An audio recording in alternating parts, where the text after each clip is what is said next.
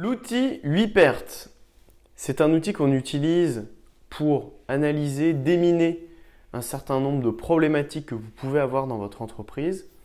Il est simple, je vais vous l'expliquer, mais avant de démarrer cet exercice, il faut que vous munissiez soit d'un paperboard comme moi, soit d'un cahier avec des stylos, pour pouvoir noter et faire l'exercice en même temps que moi.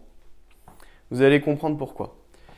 On considère que dans n'importe quelle entreprise, vous retrouvez 8 pertes générales.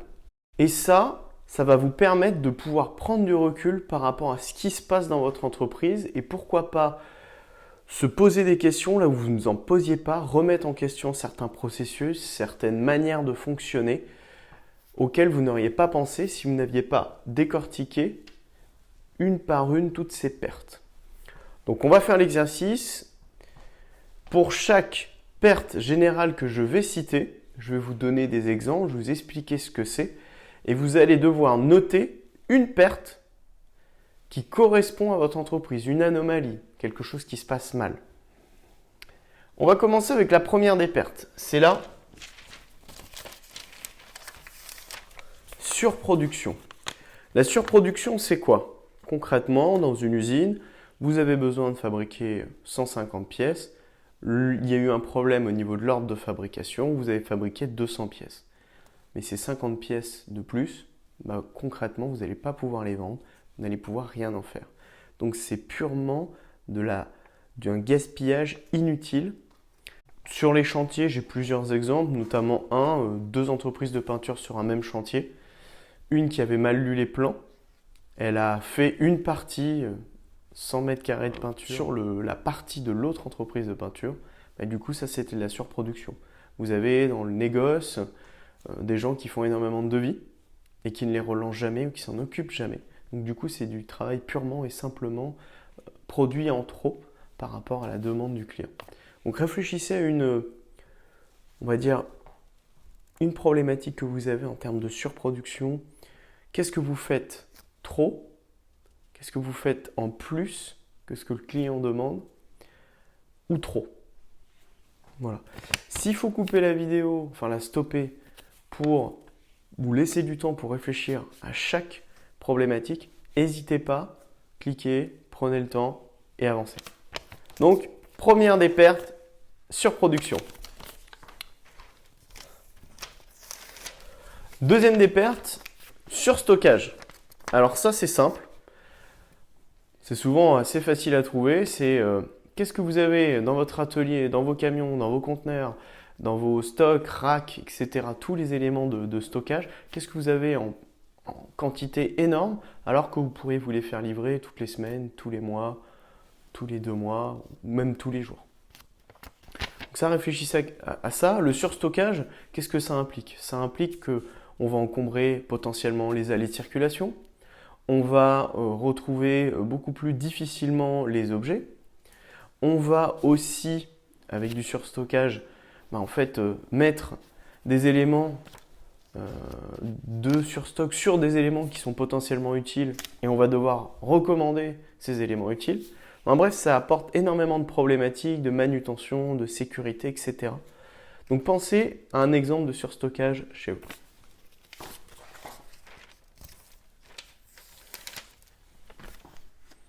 Je le répète encore une fois, si vous avez besoin de prendre le temps, cliquez, prenez le temps.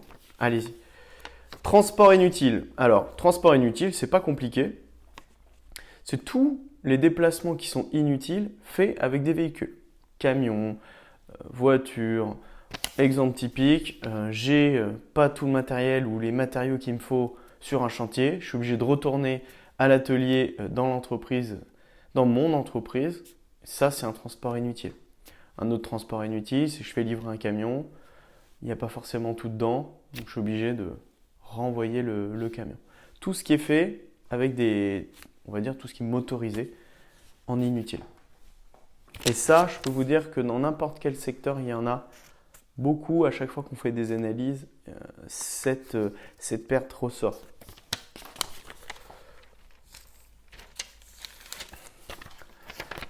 Mouvement inutile, exactement la même chose que les transports inutiles, sauf que c'est fait à pied. Ça, c'est important parce que ça concerne la santé de vos collaborateurs. Généralement, sur le chantier, on vient, si on met en place des choses simples pour réduire tous ces mouvements inutiles, on va diviser par 2 facilement, avec des outils de manutention, une bonne gestion de l'outillage, etc., une bonne gestion des tâches. Mouvements inutiles, pensez à... je vais vous prendre encore un exemple dans le bâtiment. Je monte au 3, 4e étage, j'ai oublié mon marteau, ou peu importe, hein, j'ai oublié une rallonge électrique, je suis obligé de redescendre et de remonter. Ça, c'est un mouvement inutile. Dans le milieu du négoce, c'est par exemple, j'ai fait toute ma commande, il me manque juste un objet parce que j'ai pas checké, il me manque juste un élément, j'ai pas checké. Ça, c'est un mouvement inutile. Dans l'industrie, c'est pareil. Vous allez avoir des gens que vous allez voir courir dans tous les sens. Puis au final, vous vous rendez compte que si on avait simplement bien préparé l'action, on n'aurait pas forcément tous ces mouvements inutiles. Donc ça, c'est important, vous les repérez facilement, c'est quand vous voyez trop de mouvements, soit dans votre atelier, soit sur chantier, soit dans votre entreprise, c'est un mouvement inutile, il y a des choses et des questions à se poser. Traitement inutile. Alors, ça, bon, le mot est un peu barbare, je vous avoue que moi, je préfère l'expliquer sous forme de... Je dis que c'est souvent des process qui sont devenus obsolètes. Vous avez forcément des choses qui se faisaient il y a 15-20 ans, qui étaient utiles il y a 15-20 ans et qui aujourd'hui, pas rien qu'avec l'apport de la technologie, sont devenues obsolètes. Mais on continue à les faire perdurer, tous ces process, parce qu'on a cette habitude.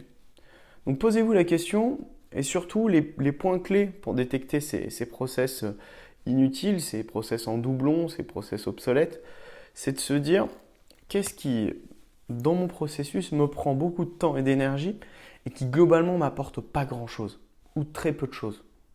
Voilà. Ça, c'est des questions à se poser pour trouver vraiment ces éléments-là. Ça, je vous conseille de faire un point particulier sur ces traitements inutiles, donc tous ces processus inutiles, ces processus en doublon, ces processus obsolètes. Pourquoi ? Parce que c'est simple à faire en équipe et vous allez voir un exercice qui va suivre pour justement traiter ces problématiques-là. Et puis surtout, une fois que vous l'avez fait, vous enlevez un nombre de problématiques en aval. C'est-à-dire que plus vous traitez en amont le problème, moins vous aurez de soucis par la suite. Donc plus vous allez être, on va dire, rigoureux sur la partie process, plus derrière, vous allez en fait être performant sur le chantier. Donc traitement inutile. Erreur rebut. Bon, ça c'est tout simple. Vous ouvrez votre poubelle, vos bennes, tout ce qu'il y a dedans, c'est des erreurs et rebuts. Donc ça c'est facile à observer et vous pourrez avoir des gains faciles. Ça va être de la casse en entreprise, de machines, de matériaux, etc. Tout ce que vous mettez dans votre poubelle, vous allez regarder, petit coup d'œil, et puis vous allez voir en fait tout ce que vous jetez.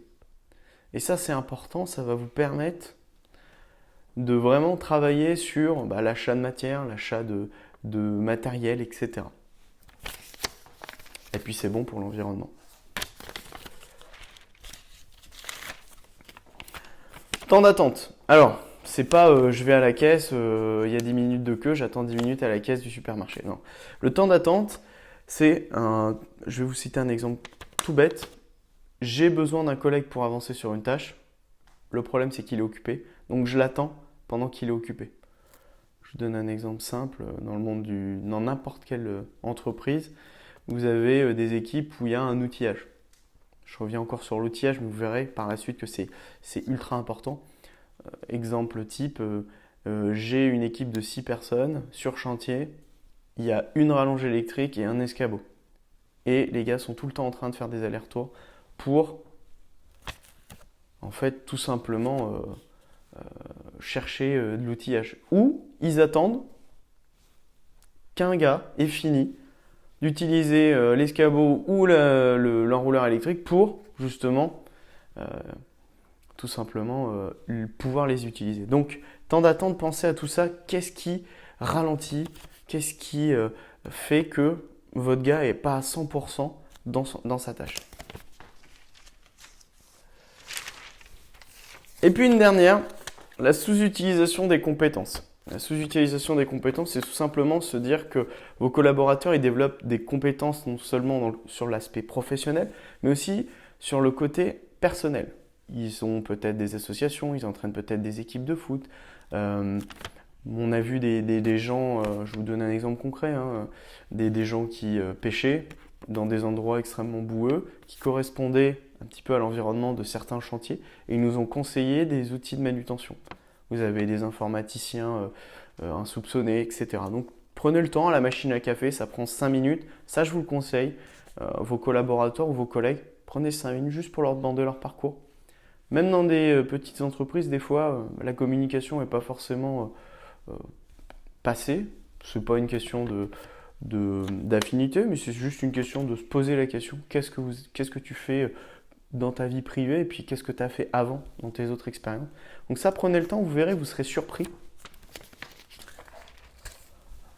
Voilà, donc les 8 pertes, outils faciles à utiliser, prenez le temps pour déminer déjà un certain nombre de problématiques et vous pourrez ensuite, ça vous fera de la matière première pour ensuite aller travailler sur les problématiques que vous aurez listées.